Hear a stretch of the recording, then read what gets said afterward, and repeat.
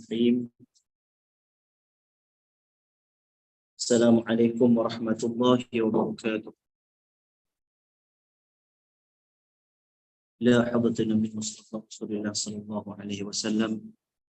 Thumma ila arwahi azwajihi wa dhurriyyatihi wattabi'ina wattabi'it tabi'ina lahum bi ihsan ila yaumiddin.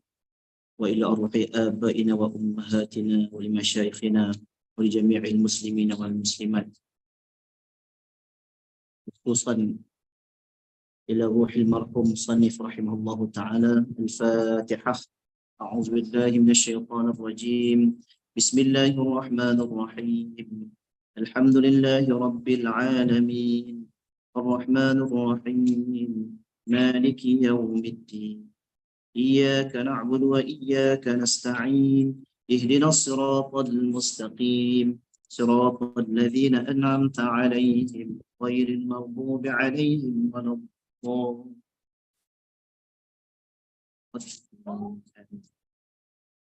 Bismillahirrahmanirrahim. Alhamdulillahi rabbil alamin wassalatu wassalamu ala asyrafil anbiya'i wal mursalin wa ala alihi wa sahbihi ajma'in.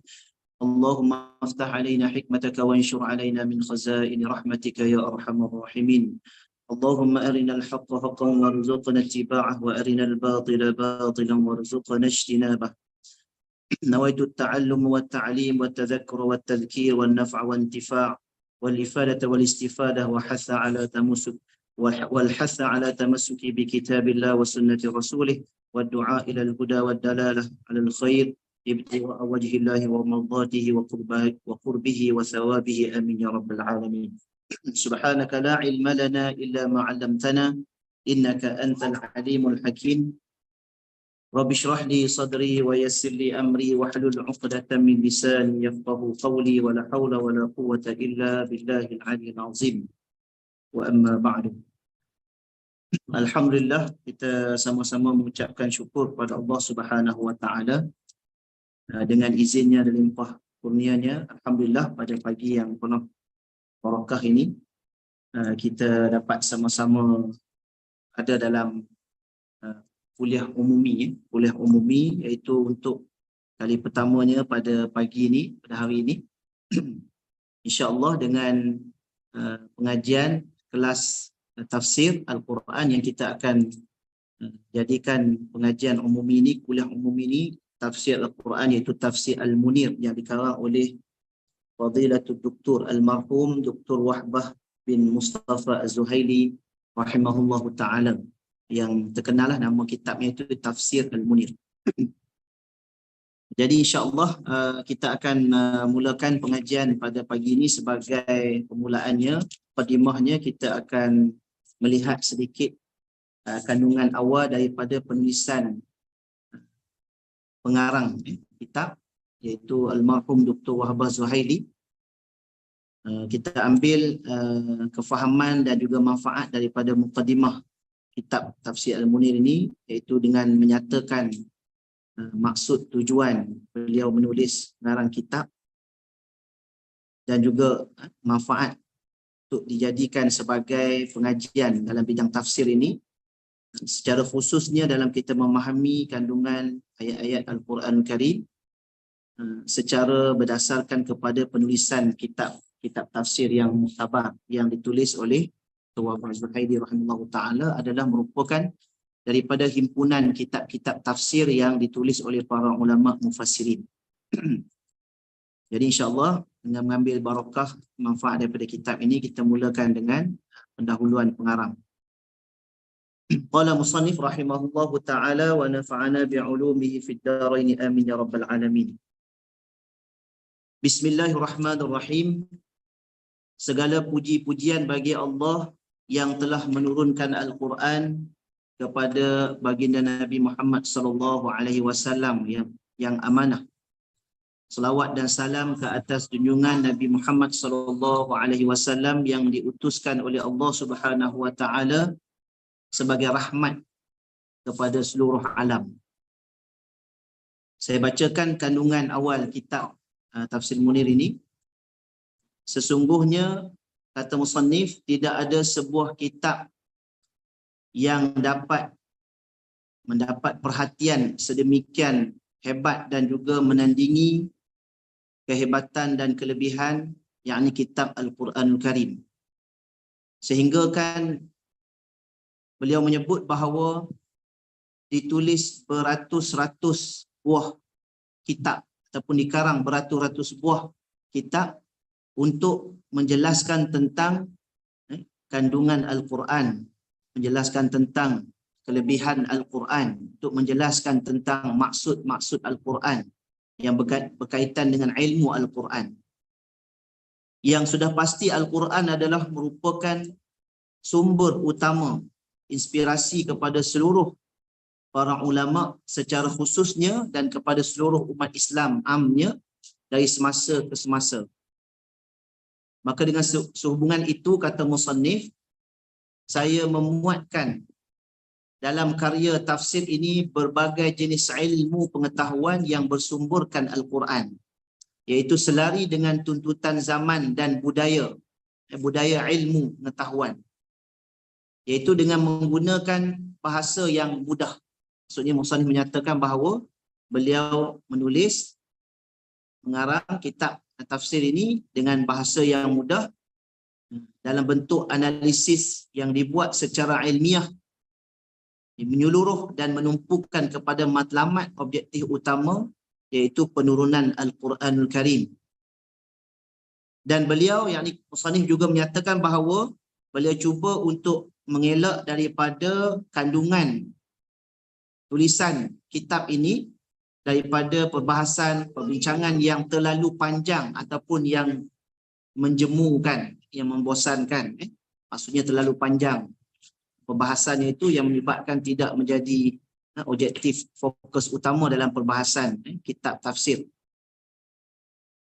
Beliau juga menyatakan bahawa beliau tidaklah menulisnya dalam bentuk terlalu panjang, menjemukan, dan tidak juga dalam keadaan terlalu ringkas sehingga tidak boleh difahami oleh generasi yang sangat jauhlah daripada memahami dan juga merujuk kepada kandungan Al-Quran itu untuk memahami maksud-maksudnya, iaitu terutamanya bagi mereka yang tidak ataupun yang tidak mempunyai ataupun kurang kemampuan dalam memahami bahasa Arab yang tinggi.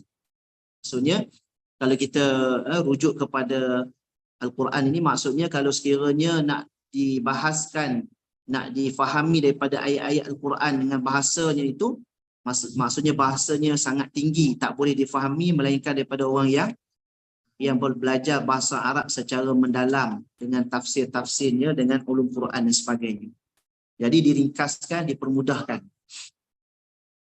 Walaupun terdapat kajian akademik yang khusus, namun mereka seolah-olah terpisah daripada sumber ilmu yang asasi, karya ilmiah yang agung dalam berbagai bidang seperti sejarah, sastra, falsafah, tafsir, fiqh dan ilmu-ilmu Islam yang lain. Walaupun maksudnya kalau dirujuk kepada penulisan para ulama tentang ilmu yang berkaitan dengan Al-Quran ini dan ilmu-ilmu Islam yang berkait dengan Al-Quran, ianya tidak asing, maksudnya banyak penulisan-penulisan ilmu pengetahuan yang disampaikan, yang ditulis, yang diberikan oleh para ulama Islam yang terdahulu.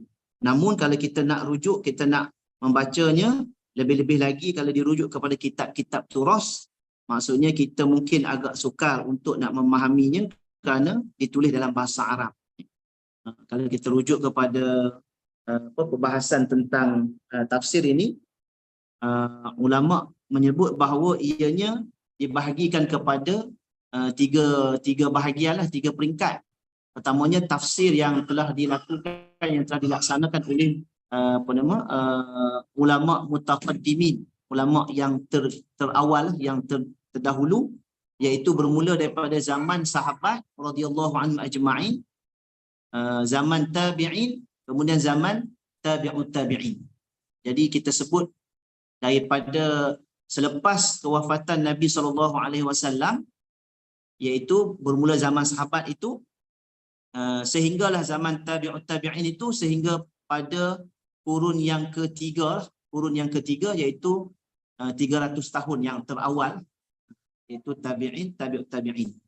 Jadi ini disebut sebagai ulama yang berada di peringkat itu disebut dengan mutaqaddimin, ulama yang terawal lah, yang terdahulu ni, yang mana mereka kitab-kitab yang ditulis oleh para ulama mutaqaddimin ni maksudnya adalah kitab yang terawal, yang sangat tinggi kefahaman perbahasannya itu. Jadi kalau kita nak bacanya dengan kitab asalnya, maksudnya kena kuasai bahasa Arab.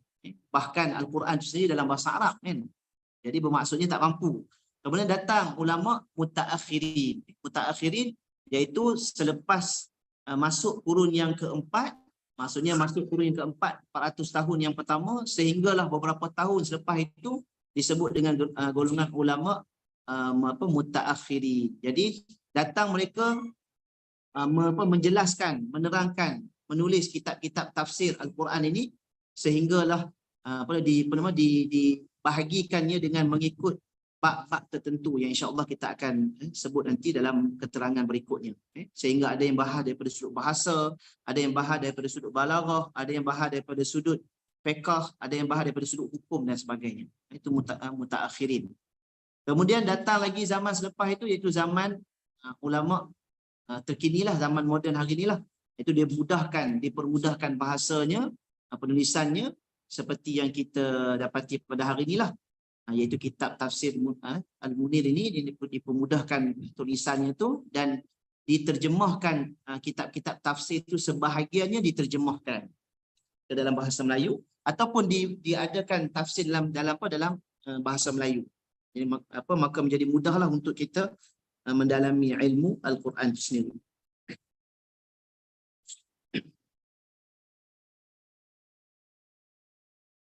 Sehinggalah datangnya zaman-zaman kemudian ni, selain daripada ulama zaman moden, datangnya penulisan kitab tafsir ataupun terjemahan tafsir Al-Quran, iaitu terjemahan maksud daripada ayat-ayat Al-Quran yang kita dapati hari ini. Banyak terjemahan. Tujuannya apa dia? Tujuannya adalah untuk supaya kita dapat memahami kandungan Al-Quran itu sendiri. Kita dapat membacanya, memahami kandungan ayat-ayat Al-Quran itu. Maka tidak menjadi alasan lagi lah, tidak jadi halangan lagi untuk mengatakan bahawa kita ni tidak dapat nak memahami Al-Quran. Boleh dah baca terjemahan-terjemahan yang banyak ada pada hari ini. Walaupun di sana nanti akan dibahaskan oleh Dr. Wahbah Zuhaili berkaitan dengan maksud terjemahan yang mana yang dikatakan yang ada pada hari ini, yang dikatakan dibolehkan untuk kita mempelajari ayat Al-Quran dengan bahasa yang mudah. Maka kata musannif rahimahullah ta'ala, justru pada hemat saya perlu ada inisiatif ke arah merapatkan jurang yang memisahkan generasi baru umat Islam dengan ilmu-ilmu berkenaan, membiasakan mereka dengan sesuatu yang jarang mereka temui, dan membekalkan umat Islam dengan ilmu pengetahuan yang tidak tercemar daripada unsur-unsur Israiliyat dalam kitab-kitab tafsir.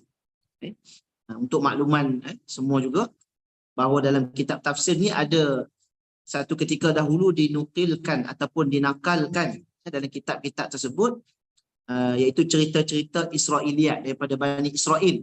Cerita-cerita Israiliyat daripada Bani Israel ni maksudnya cerita yang diambil daripada ahli kitab yang terdahulu, yang mana tidak disahihkan dalam Al-Quran ataupun secara khususnya disebut oleh Nabi SAW, disahihkan oleh Nabi SAW. Maka cerita-cerita itu tidak dipastikan benarnya ataupun salahnya.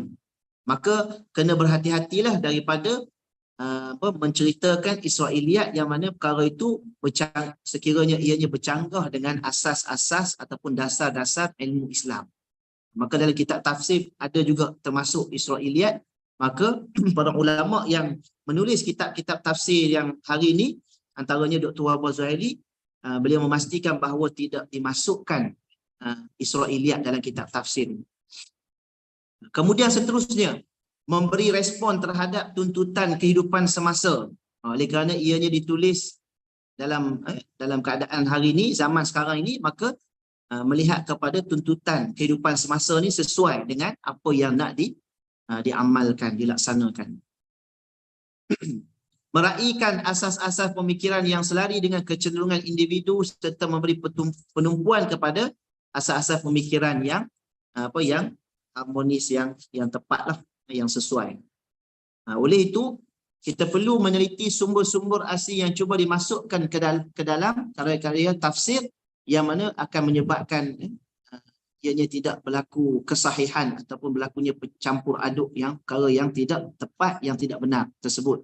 Hanya katakan riwayat Israiliyat yang menghakis kemaksuman, iaitu maksumnya, terpeliharanya baginda Nabi SAW daripada perkara-perkara yang mencacatkan, yang menunjukkan kelemahan yang tidak sepatutnya ada pada seorang Nabi Allah yang menerima wahyu daripada Allah Subhanahu Wa Taala, apatah lagi daripada kalam Allah Subhanahu Wa Taala itu sendiri.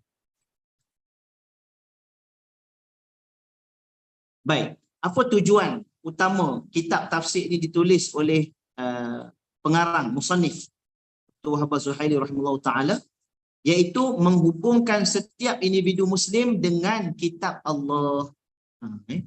Jadi nak supaya orang Islam ini nak dihubungkan, menghubungkan, mengikat, mengukuhkan hubungan seseorang muslim itu dengan kitab Allah Subhanahu Wa Taala, supaya Al-Quran itu bukan hanya sekadar dibaca dengan tujuan untuk mendapat ganjaran pahala sahaja, apatah lagi Al-Quran itu dijadikan dalam bentuk tulisan untuk tujuan khat ataupun kecantikan tulisan yang dipaparkan, dijadikan sebagai perhiasan semata-mata di dinding ataupun dalam rumah, di dinding-dinding tertentu, di kawasan-kawasan tertentu untuk dilihat cantiknya tulisan itu. Tetapi jauh sekali daripada maksud untuk tujuannya memahami ayat-ayat Al-Quran itu dan beramal dengan tuntutannya, dengan ayat-ayat tersebut.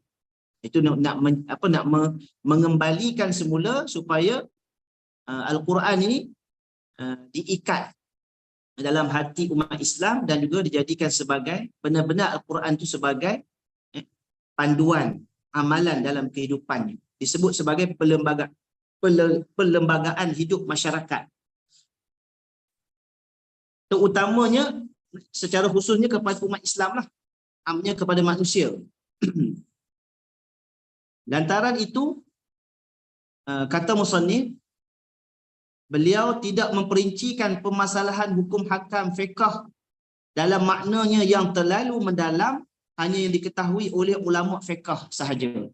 Jadi bukanlah dalam kitab tafsir ni, oleh kerana beliau tidak bermaksud untuk nak membahasnya secara mendalam yang dikatakan di awal tadi, maka tidaklah kita dapati dalam kitab tafsir ni nanti perbahasan hukum hakam fiqh yang panjang lebar.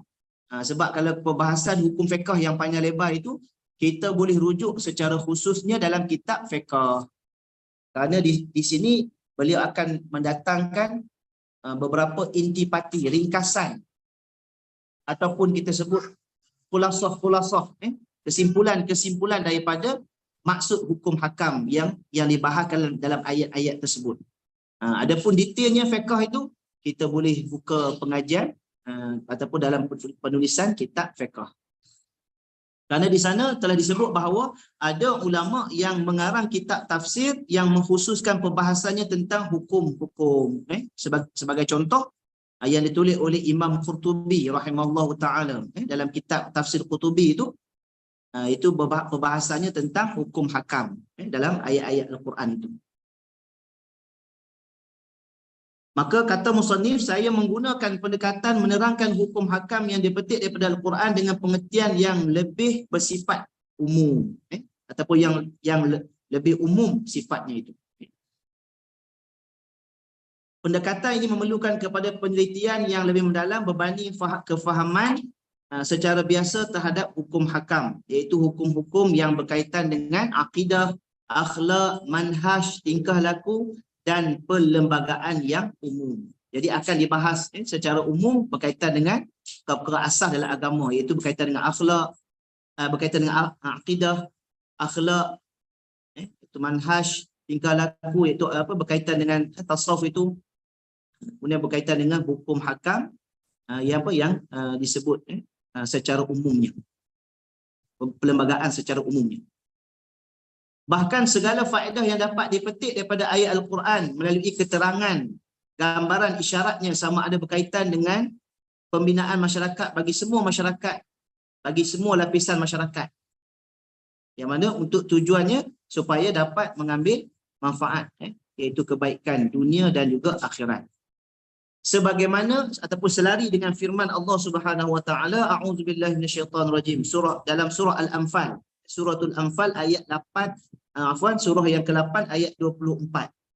Allah Taala berfirman, a'udzubillahi minasyaitonirrajim, bismillahirrahmanirrahim, ya ayyuhalladzina amanu istajibu يا أيها الذين آمنوا استجيبوا لله وللرسول إذا دعاكم لما يحييكم واعلموا أن الله يحول بين المرء وقلبه وأنه إليه تحشرون.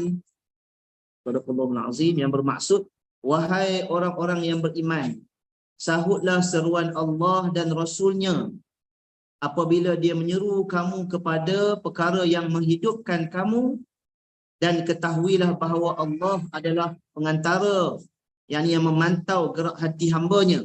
Ketahuilah bahawa sesungguhnya kepada Allah jualah kamu akan dikumpulkan.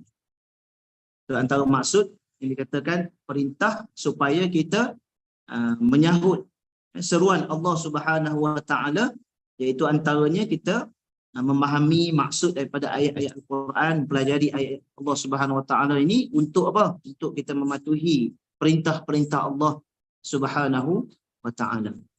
Jadi saya cuba ringkaskan daripada Allahumma salli ala sayyidina Muhammad, daripada kandungan mukadimah yang ditulis oleh musannif ini, kerana panjanglah kalau sekiranya kita nak baca ke semuanya sekali, panjanglah, jadi saya cuba ringkaskan. Ambil poin-poin penting. Seterusnya kata musannif rahimallahu taala, tujuan utamanya ialah membebaskan manusia daripada cengkaman manusia yang lain, membantu manusia merealisasikan hakikat dirinya, iaitu antara perkara yang berlaku kepada manusia ini, yang berlaku kepada manusia kebanyakannya pada hari ini, keadaannya sekarang manusia pada hari ini, iaitu manusia tanpa sedar berada dalam keadaan di bawah cengkaman manusia yang lain, atas seruan-seruan tertentu ataupun ideologi tertentu yang mengatakan kononnya lah manusia ini diberikan hak kebebasan, hurriyah, hak kebebasan. Kebebasan macam mana? Kebebasan daripada ikatan dengan hukum hakam agama. Kononnya lah. Ikatan hukum agama tu maksudnya nak dibebaskan, nak dilepaskan.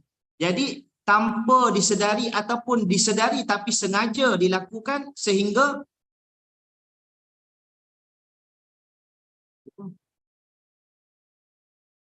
apa duk main-main.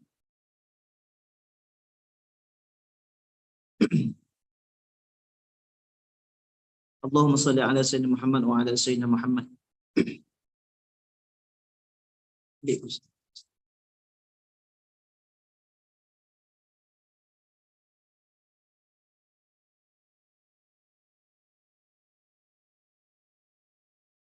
Balik semula kepada apa yang disebut tadi tentang kebebasan. Konon-kononnya seruan kebebasan dengan ideologi kefahaman tertentu. Jadi bila manusia itu menganggap bahawa dia nak bebas daripada ikatan agama, daripada hukum hakam Islam, tapi hakikatnya mereka berada dalam cengkaman ideologi dan juga bentuk sembahan selain Allah Subhanahu wa taala. Maksudnya apabila manusia itu tidak mengabdikan dirinya kepada Allah Subhanahu wa taala, maka hakikatnya manusia itu sedang mengabdikan dirinya kepada sesama manusia, kepada makhluk, kepada selain Allah Subhanahu wa taala. Nampak tak kat situ?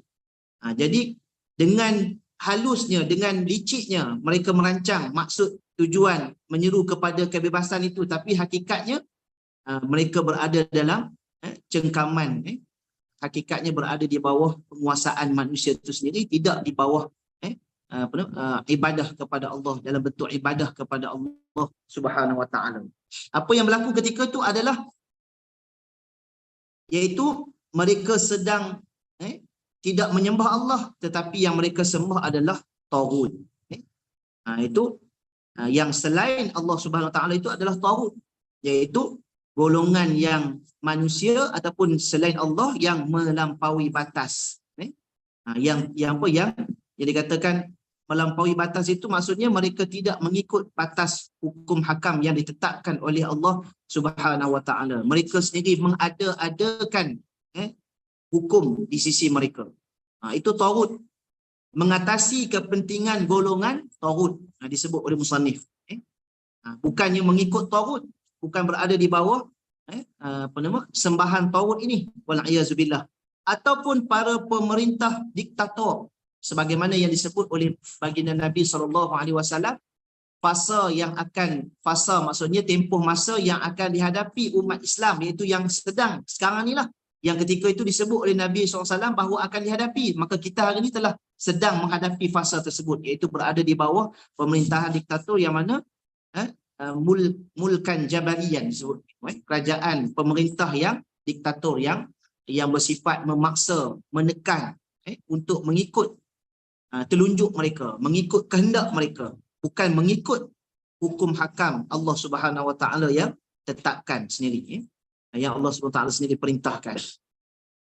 Jadi ini maksud apabila kita belajar, kita mempelajari ayat-ayat Allah, tafsir Al-Quran ni, tujuannya untuk kita menjadikan diri kita ni sebagai benar-benar hamba Allah, hanya semata-mata mengabdikan diri kita kepada ubudiyah, melakukan pengabdian diri kita kepada Allah Subhanahu Wa Taala semata-mata, sebagaimana yang kita selalu yang kita lafazkan dalam surah Al-Fatihah itu, kandungannya yang kita akan baca nanti dalam tafsir nanti, iaitu a'udzubillahi minasyaitonirrajim, bismillahirrahmanirrahim, iyyaka na'budu wa iyyaka nasta'in, hanya engkaulah yang kami sembah Allah semata-mata, wa iyyaka nasta'in, dan hanya kepada engkaulah kami mohon pertolongan. Itu sembah Allah Subhanahu Wa Taala sahaja, jauhi taghut. Baik, golongan tersebut tidak jemu. Golongan ini, golongan taghut ini, kata musannif, tidak pernah jemu berusaha menghakis dan memperkuasa nilai-nilai kemanusiaan demi mencapai kepentingan peribadi untuk menobatkan terus kekuasaan mereka serta menindas manusia yang lain, seperti mana yang pernah diungkap oleh seorang panglima Islam. Lupa nama ni, apa disebut nama dia, nanti saya ingat nama dia saya sebut, iaitu dia pernah dilafazkan, diungkapkan ungkapan itu kepada kepada pemerintah kafir, pemimpin orang kafir, Rustum, nyatakan bahawa lupa nama dia, Allahu ibta'athana linukhrijal ibad min ibadatil ibad ila ibadatillahi azza wa jalla. Allah Subhanahu Wa Taala yang telah mengutuskan kami, mengeluarkan kami ini, mengutuskan kami kepada kamu sekalian. Apabila ditanya kenapa kamu datang ke negara kami ini, maka dijawab oleh Rubai, Sayyidina Rubai, radhiyallahu anhu. Dia kata Allah lah yang telah mengutuskan kami ini untuk mengeluarkan manusia daripada bentuk penyembahan kepada sesama manusia kepada menyembah Allah Subhanahu Wa Taala. Jadi maksudnya kami datang ni bukan untuk tujuan sebagaimana yang dilakukan oleh golongan penjajah kepada negara-negara umat Islam. Mereka datang menjajah, menguasai, mengambil hasil bumi yang dimiliki oleh negara umat Islam itu, bahkan juga menjajah pemikiran, bahkan juga menjajah akidah, merosakkan akidah umat Islam. Tetapi yang umat Islam ni bila masuk ke sebuah negara yang dikatakan disebut dengan al-fathu, pembukaan itu, bila masuk ke sebuah negara, umat Islam itu akan membuka negara tersebut dengan cahaya Islam, akan menyampaikan dakwah Islam, iaitu untuk menerangkan, menyinari mereka dengan cahaya Allah Subhanahu Wa Taala. Maka di sana mereka tidak akan dipaksa untuk meluk agama Islam. Bahkan mereka ditawarkan bahawa sekiranya memeluk agama Islam, maka mereka akan mendapat kelebihan ganjaran pahala yang besar, yang berganda-ganda. Maka itulah seperti mana yang dilakukan oleh Nabi SAW, surat-surat yang diutuskan kepada kerajaan-kerajaan ketika itu, iaitu aslim taslam, aslim yu'tikallahu ajrain, marwatain. Islamlah kamu, maka kamu akan selamat. Islamlah kamu, maka kamu akan diberi 2 ganjaran pahala. Maksudnya kalau sekiranya pemerintah itu Islam, dia dapat ganjaran pahala di Islam, dan juga rakyat dia, pengikut dia, rakyat dia tu akan juga memeluk agama Islam, maka dia juga akan mendapat ganjaran pahala daripada rakyat dia yang mengikut dia Islam. Jadi itu surat yang pernah ditulis oleh baginda Nabi SAW kepada kerajaan-kerajaan yang berkuasa di zaman itu. Jadi begitulah disebut oleh Sayyidina Rubai ini. Dia kata, Allah lah yang mengutuskan kami untuk mengeluarkan manusia daripada bentuk penyembahan kepada sesama manusia kepada menyembah Allah yang maha tinggi, yang maha agung. Kemudian dinyatakan bahawa kami diutuskan untuk apa? Untuk mengajak manusia kepada keadilan Islam daripada meninggalkan agama yang menyeleweng dan zalim. Maksudnya supaya mereka kembali kepada agama Allah, agama yang adil, bukannya agama yang menyeleweng, yang menindas, yang menekan sebagaimana yang berlaku kepada kuasa-kuasa yang memerintah negara-negara sebelum ini, bahkan sekarang ini. Maka itulah dikatakan maksud ubudiyah kepada Allah Subhanahu Wa Taala. Golongan ini, kata musannif, tidak pernah jemu berusaha mengakis dan memperkuasa nilai-nilai kemanusiaan demi mencapai kepentingan peribadi dan kebendaan yang mereka inginkan untuk menobatkan terus kekuasaan mereka serta menindas manusia. Itu disebut oleh musannif ni, tujuannya kenapa kita mempelajari, memahami ayat-ayat Allah SWT dalam pengajian, antaranya bentuk pengajian tafsir. Justru manusia dapat menggunakan khazanah alam ini untuk pelbagai manfaat, membuat penyelidikan, mencipta dan membuat kajian secara berterusan sejajar dengan firman Allah Subhanahu Wa Taala. Apabila kita faham ayat-ayat Allah Subhanahu Wa Taala ni, maka kita akan memanfaatkan seluruh apa yang Allah Taala anugerahkan di atas muka bumi ini untuk kita buat kajian, untuk kita teliti, untuk kita menggunakan apa sahaja yang Allah Taala anugerahkan kepada manusia atas tujuan untuk apa? Supaya manusia itu menjadi khalifah, supaya manusia itu mengabdikan diri kepada Allah Subhanahu Wa Taala. Maka Allah firmankan dalam surah Al-Baqarah, iaitu ayat 29, a'udzubillahi minasyaitonirrajim, huwallazi khalaqa lakum ma fil ardi jami'an thumma istawa ila as-samaa'i fasawwahunna sab'a samawat wa huwa bikulli syai'in alim. Maksudnya, dialah Allah yang telah mencipta segala yang ada di bumi ini untuk kamu semua. Jadi Allah ciptakan segala apa yang ada di atas muka bumi ini untuk manusia mengambil manfaat daripadanya, untuk manusia gunanya. Tujuan untuk melakukan ibadah kepada Allah SWT, yang dimaksudkan tadi. Kemudian dia bersemayam di langit lalu mencipta 7 petala langit. Dalam bab istiwa ni, nanti insya-Allah kita bertemu dengan ayat secara khusus, kita akan bincang tentang maksud istiwa yang ditafsirkan oleh para ulama mutaqaddimin, mutaakhirin, berkaitan dengan takwil dan sebagainya, itu yang dibahaskan oleh para ulama. Kemudian sesungguhnya dia amat mengetahui segala sesuatu. Kepentingan sebuah kitab pengajian tafsir ialah kerana ia dapat membantu umat Islam, orang Islam ni mengkaji Al-Quran, mendalami Al-Quran seperti yang disarankan oleh Allah Subhanahu Wa Taala. Allah sendiri perintahkan, suruh kita mengkaji, mendalami, membaca, meneliti. Bukan yang sebagaimana kita sebut tadi, bukan hanya sekadar baca pada maksud untuk beroleh ganjaran pahala semata-mata, bahkannya untuk mengkaji, meneliti, memahami dan juga melaksanakan tuntutannya, maksud-maksudnya itu.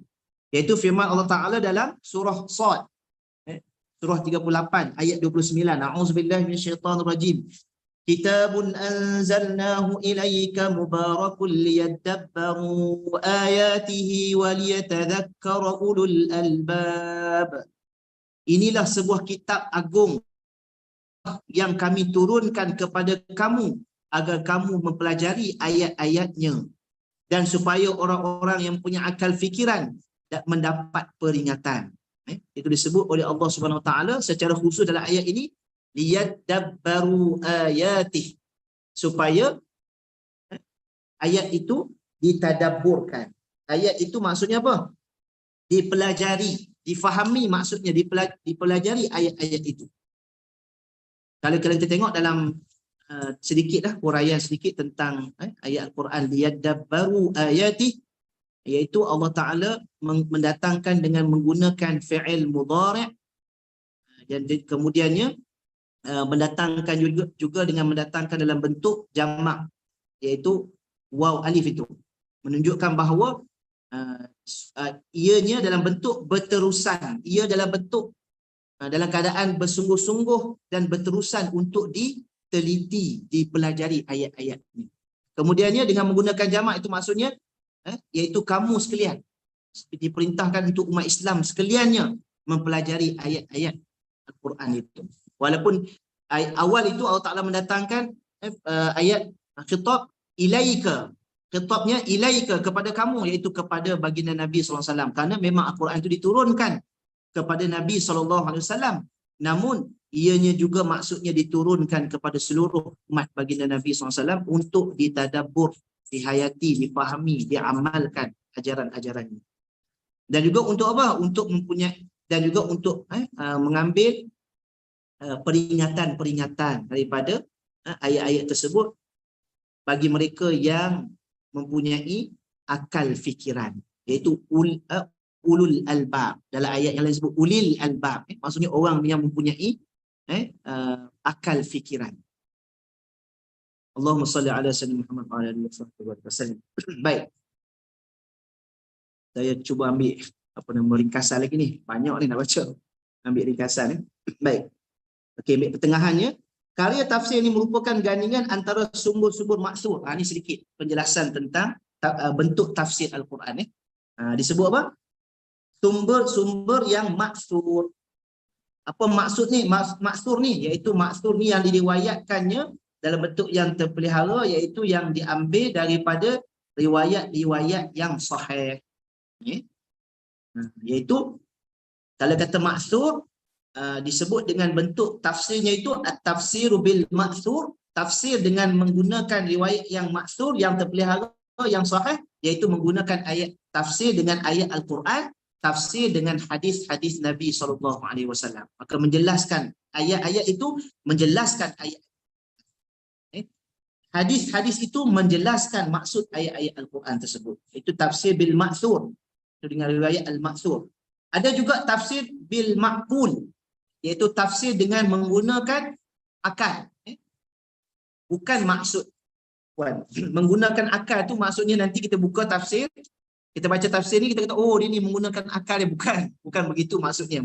Menggunakan akal di situ adalah menggunakan anugerah akal yang Allah berikan untuk dia berijtihad. Maksud daripada ayat-ayat Al-Quran itu. Berijtihad itu maksudnya memiliki syarat-syarat yang ditetapkan oleh para ulama berdasarkan kelayakan seseorang itu untuk dia berijtihad memahami ayat-ayat Al-Quran. Yang tu pun nanti kita akan terangkan. Jadi kita faham di sini, kata musannif rahimahullah ta'ala, bentuk tafsir itu boleh berlaku dalam maksud, boleh juga berlaku dalam maqul. Ataupun istilah yang lain yang disebut oleh para ulama juga birra'yi, tafsir birra'yi. Itu tafsir dengan menggunakan pandangan. Itu apa? Pandangan apa? Ijtihad. Menggunakan ijtihad. Jadi kita akan berjumpa dalam menghuraikan ayat Al-Quran ni, kita akan jumpa juga ulama menghuraikannya, ataupun ulama mufassirin mendatangkan tafsir dengan maksud, iaitu daripada Al-Quran juga ataupun daripada hadis-hadis Nabi. Kemudian ada juga ulama mendatangkannya dengan ijtihad para sahabat, ataupun dinakalkan daripada pendapat para sahabat, ijtihad para sahabat lah. Para sahabat ni boleh jadi para sahabat mendatangkan keterangan daripada maksudnya dengan ayat Quran juga. Sahabat juga boleh mendatangkan keterangan dengan hadis-hadis.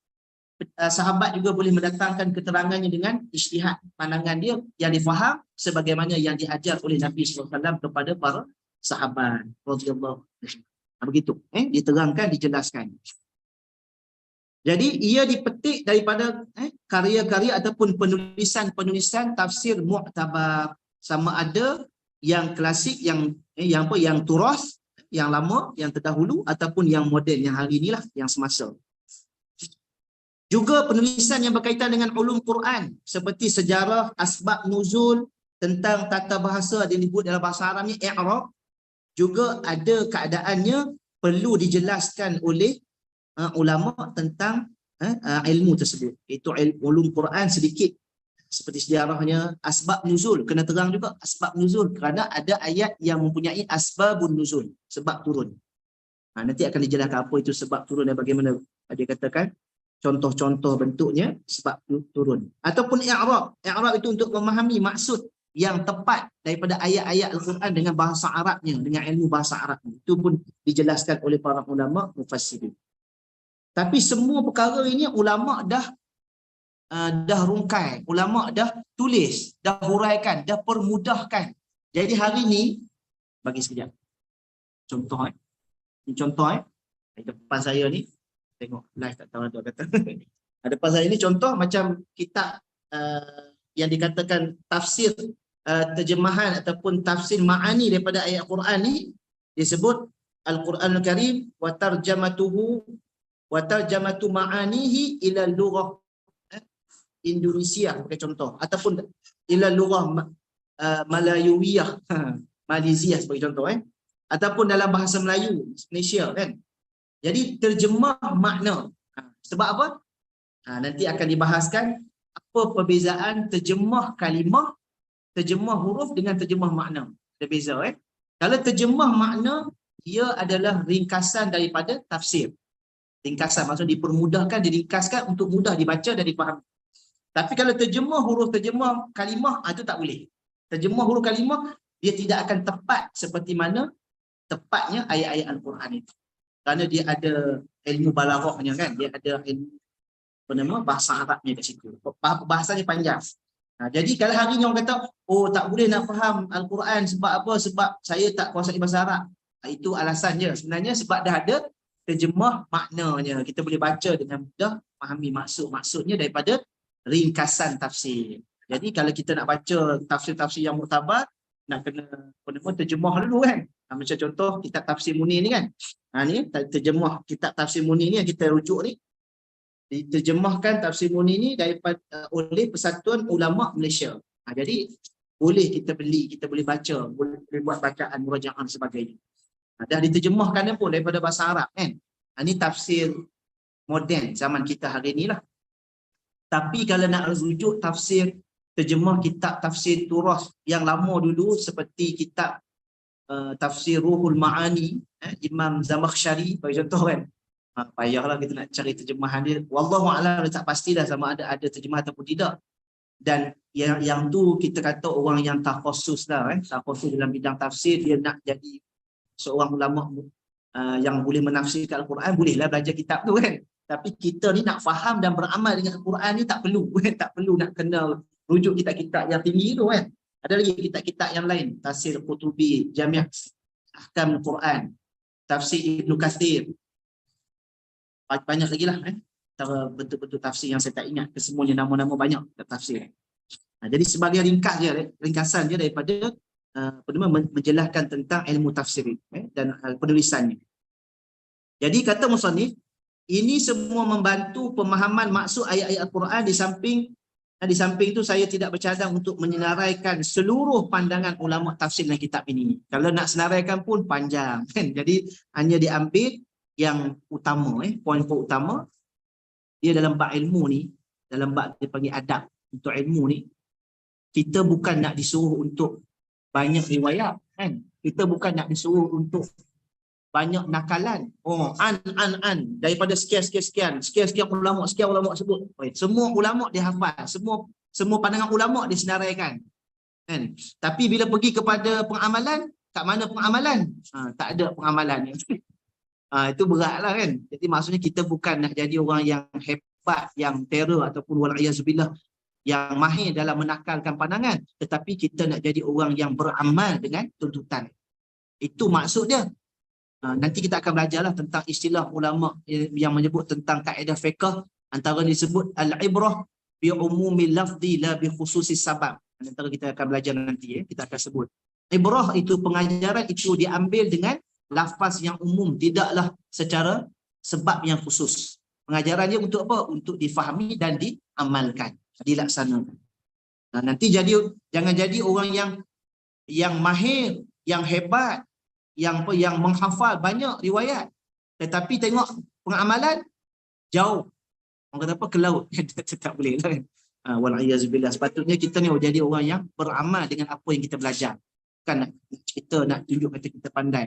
Itu pun tak betul. Kalau belajar untuk ilmu tujuan nak kata kita alim, kita orang yang pandai, yang banyak menghafal, Allah hina. Allah murka. Sebab apa? Niat dia tak betul kerana Allah, bukan kerana Allah. Sepatutnya niat kerana Allah, belajar tu untuk beramal supaya dapat redha Allah kan, bukan untuk nak kata kita ni orang yang berilmu. Tidak. Jadi itu dikatakan berkaitan dengan cabang-cabangnya ataupun huraian berkaitan dengan penulisan kitab tafsir. Baik. Cuba ambil lagi poin-poin yang diringkaskan. Baik. Maka musannif sebut Allahumma shalli alaihi wasallam. Kalau sekiranya saya tertinggal poin-poin penting itu, saya minta maaf. Tuan-tuan dan puan-puan boleh baca juga dalam terjemahan ni, mukadimah kitab, penulisan kitab. Saya ambil yang antara perenggan berikutnya, muka surat berikutnya ni. Hakikatnya Al-Quran itu sebuah kitab hidayah. Sebuah kitab yang terkandung dalamnya syariat. Ia adalah sinar ilahi, nur. Sesuai dengan nama Al-Quran juga salah satunya, nur. Nama Al-Quran juga Nur. Al-Quran Al-Karim, An-Nur, Al-Furqan, At-Tanzil. Apa yang disebut nama-namanya itu sesuai dengan tujuan Al-Quran itu diturunkan dan juga apa kandungan Al-Quran itu, apa maksudnya daripada Al-Quran itu. Maka dengan sinar ilahi ini menerangi akidah yang sebenar, tunjuk kat kita akidah yang sebenarnya, yang sahih, yang diterima oleh Allah SWT. Maka ini mutlak datang daripada Allah SWT. Selain daripada Al-Quran, boleh sahaja, selain daripada Al-Quran dan hadis ni boleh sahaja disanggah, boleh sahaja diperdebatkan ataupun dihujahkan. Dia nak dibahaskan, nak dibincangkan, sama ada ianya diterima ataupun tidak. Tetapi kalau datang daripada Al-Quran, datang daripada hadis Nabi SAW, maka itu mutlak, bahawa ianya benar, jaminan kebenaran semata-mata daripadanya. Itu disebut dalam khutbah haji yang terakhir yang disampaikan oleh baginda Nabi SAW. Taraktu fikum amrayni lan tadillu abada in tamassaktum bihima lam tadillu abada, kitab Allah wa sunnati, atau kama qala sallallahu alaihi wasallam. Aku tinggalkan kepada kamu dua pusaka yang kamu tidak akan sesat selama-lamanya jika kamu berpegang kepada kedua-duanya, iaitu kitab Allah dan sunnahku, sunnah Rasulullah sallallahu alaihi wasallam. Maka ia memaparkan manhaj kehidupan yang terbaik. Kalau kita tanya apa manhaj kehidupan umat Islam ni, Al-Quran manhajnya. Nak tengok kat mana manhaj kehidupan umat Islam? Dalam Al-Quran. Tapi sedihnya, malangnya, apabila umat Islam jauh daripada ajaran Al-Quran, tinggal Al-Quran. Al-Quran hanya jadi sebagaimana disebut oleh Nabi SAW, la yabqa minal Quran illa rasmuh. Tidak kekal, tidak berbakilah tanda-tanda kiamat. Nabi SAW bersabda, tidak berbakilah daripada Al-Quran itu melainkan hanya tulisannya sahaja. Tadi yang disebut di awal tadi, tulisan macam mana? Tulisan dalam Al-Quran, dalam kitab, dalam mushaf, tulisan dekat dinding-dinding, perhiasan. Kemudian disimpan macam tu, dibuat simpanan, tak dibaca, tak diamalkan, tidak diambil pengajaran. Maka itu tidak sepatutnya. Sebaliknya, ianya manhaj yang terbaik dan asas akhlak yang luhur serta pola nilai kemanusiaan yang tinggi, sebagaimana firman Allah Subhanahu wa taala dalam surah Al-Maidah, surah yang kelima, ayat 15 dan 16. A'udzubillahi minasyaitonir rajim. Bismillahirrahmanirrahim. Qad ja'akum rasuluna yubayyinu lakum katsiran mimma kuntum tukhfuna minal kitabi wa ya'fu 'an katsirin qad ja'akum minallahi nurun wa kitabun mubin. يهدي به الله من اتبع رضوانه سبل السلام ويخرجهم من الظلمات إلى النور بإذنه ويهديهم إلى صراط مستقيم. Sadaqallahul Azim. Mari sama-sama kita hayati maksud ayat Quran ini. Sesungguhnya telah datang kepada kamu nur dan sebuah kitab yang jelas, yakni Al-Quran. Dengan itu Allah memberi petunjuk kepada golongan yang menurut jalan keridhaannya akan jalan kesejahteraan. Allah mengeluarkan mereka daripada kegelapan kepada cahaya. Allah keluarkan dengan Al-Quran daripada gelap kepada cahaya. Cahaya petunjuk Allah SWT iaitu cahaya iman. Itu beriman dan juga beramal dengan ajaran Al-Quran itu. Dengan izinnya. Allah keluarkan mereka daripada kegelapan kepada cahaya dengan izinnya. Dan kitab itu memimpin mereka ke jalan yang lurus. Jalan yang lurus iaitu jalan Allah Subhanahu Wa Taala. Baik. Allahumma salli ala Sayyidina Muhammad wa ala alihi wa sahbihi wa barik wasallim. Maka kaedah pentafsiran dalam penulisan kitab ini diringkaskan oleh musannif, disebut yang pertama, membahagikan ayat-ayat Al-Quran kepada beberapa unit dengan tajuk-tajuk yang jelas. Itu yang pertama. Yang kedua, menerangkan kandungan suatu surah secara menyeluruh. Kandungan surah itu nak diterangkan apa surah. Kandungan surah itu secara umumnya dan berkaitannya dengan surah sebelum dan selepas ataupun sebelumnya. Yang kedua, yang ketiga, menghuraikan penjelasan daripada sudut bahasanya. Yang keempat, mengemukakan sebab penurunan suatu ayat berdasarkan riwayat yang sahih. Yang kelima, yang keenam, yang keempat, yang kelima, mengemukakan tafsir dan huraiannya. Yang keenam, mengemukakan hukum hakam secara ringkas, kesimpulan. Yang ketujuh, menjelaskan ungkapan metaforik balaghah sekiranya berkaitan dengan bahasa Arab yang perlu dihuraikan, yang berkenaan, yang berkaitan. Maka itu adalah disebut antara yang dikatakan bentuk penyusunan kitab tafsir ini. Maka pada pandangan, pada pendapat musannif Dr. Wahbah Zuhaili rahimahullah ta'ala, beliau menyatakan bahawa beliau susun begini adalah merupakan cara yang sebaik-baiknya lah untuk kebaikan kepada masyarakat umum. Ada masa lagi berapa minit? Saya tak pasti ni dia punya Zoom dia ada 10. Dia ada 1 jam. Ada 10 minit. Ini okey. Baik. Allahumma salli ala Muhammad. Jadi beliau menyatakan bahawa Al-Quran ni masih kekal menjadi rujukan yang muktamad, paling dipercayai bagi seluruh para ilmuwan dan para pelajar. Sejak itu tercapailah maksud sebenar Nabi SAW menyatakan dengan menyampaikan Al-Quran kepada umatnya, bagi dia menyebut apa? Balighu anni walau ayah. Sampaikanlah, hendaklah kamu sampaikan apa sahaja yang datang daripadaku, walaupun satu ayat. Walaupun satu ayat. Kena sampaikan. Jadi yang kita dengar ni adalah ayat-ayat Al-Quran, ayat-ayat Allah Ta'ala yang telah disampaikan oleh Nabi SAW. Maka kita pun sama juga, kita nak kena sampaikan ayat-ayat ini, ayat Allah Ta'ala ni kepada manusia yang lain. Sebagaimana yang diperintahkan, sampaikan. Maka sifatnya Al-Quran itu disampaikan, dibacakan, disampaikan kepada orang lain supaya dapat petunjuk Allah Subhanahu Wa Ta'ala, dapat rahmat Allah Subhanahu Wa Ta'ala apabila dia beriman dan beramal dengan. Baik. Yang lain-lain itu saya kira saya tak sebut yang muka surat yang kedua terakhir. Last. Muka surat yang terakhir. Last sekali. Akhirnya kata musannif. Penulis berdoa kepada Allah Subhanahu Wa Ta'ala. Dr. Wahbah Zuhaili rahimahullah ta'ala mengatakan, saya berdoa kepada Allah Subhanahu Wa Ta'ala agar apa yang dikarang dalam kitab tafsir ini memberi manfaat, ilmu pengetahuannya kepada semua kita, semua umat Islam. Semoga Allah Ta'ala mengajar kita pengetahuan yang mendatangkan faedah dan meningkatkan kebijaksanaan kita. Kerana yang mengajar kita kefahaman ni, yang nak beri kefahaman juga adalah Allah yang mengajar daripada ayat yang kita akan baca ni, daripada ayat-ayat Allah Subhanahu Wa Ta'ala.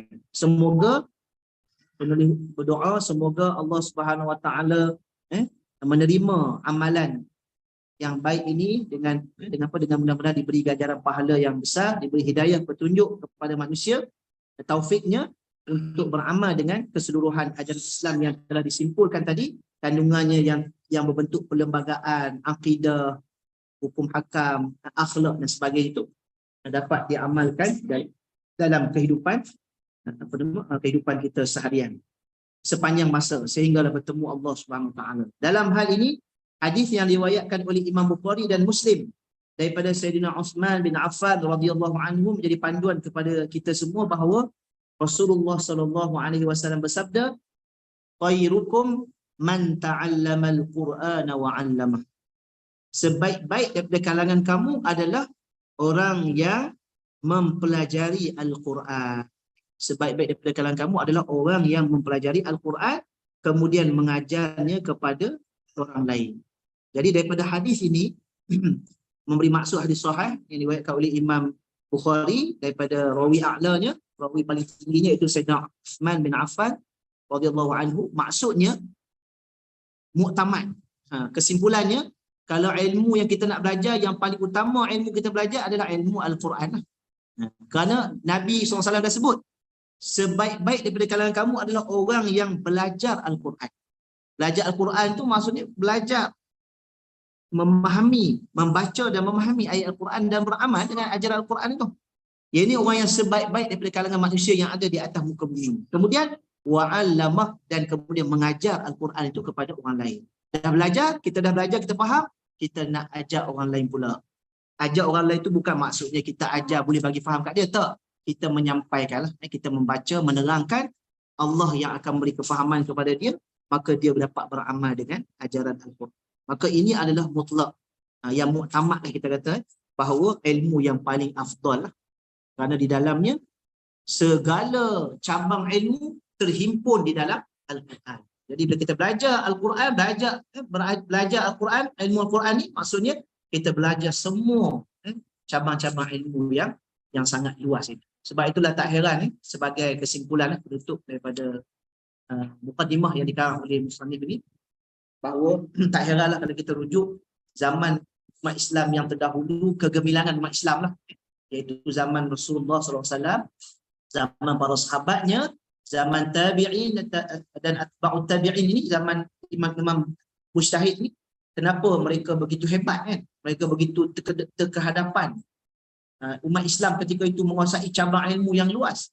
Kerana jawapannya adalah kerana segala khazanah ilmu pengetahuan itu mereka gali, mereka kaji, mereka keluarkan daripada kitab Allah SWT, yang Al-Quran Karim.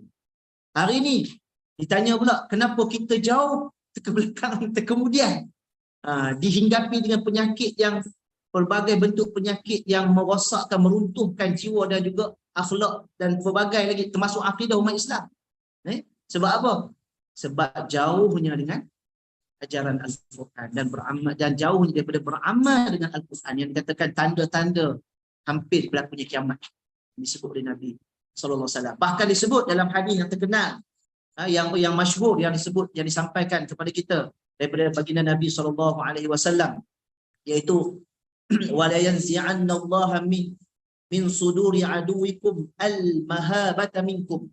Allah Ta'ala mencabut rasa gerun daripada hati musuh kepada orang Islam, kepada kamu ini, kepada orang Islam.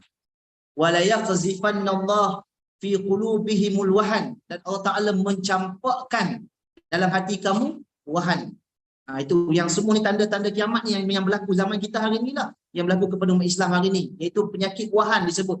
Allah cabut mahabah, rasa gerun, rasa hebat, rasa hormat orang kafir kepada orang Islam, ditarik, dicabutlah. Sedangkan dahulu zaman Nabi SAW dan para sahabat, gerun tu adalah hati musuh ni, sehingga mereka tak berani nak buat, lebih kurang lah kita kata. Bahkan Nabi SAW diberi pertolongan oleh Allah SWT dengan mencampakkan rasa gerun dalam hati musuh tu 1 bulan perjalanan untuk pergi ke medan perang. Maksudnya 1 bulan masa sebelum berlakunya perang tu, sebelum berlakunya pertempuran, musuh dah rasa takut dah kepada Nabi SAW dan umat Islam ketika itu. Sebulan sebelum berlakunya pertempuran, berlakunya perang tu. Kita hari ini musuh langsung tak ada rasa gerun, takut pada umat Islam. Sebab apa? Sebab kelemahan umat Islam sendirilah. Itu penyakit wahan tadi. Allah mencampakkan penyakit wahan.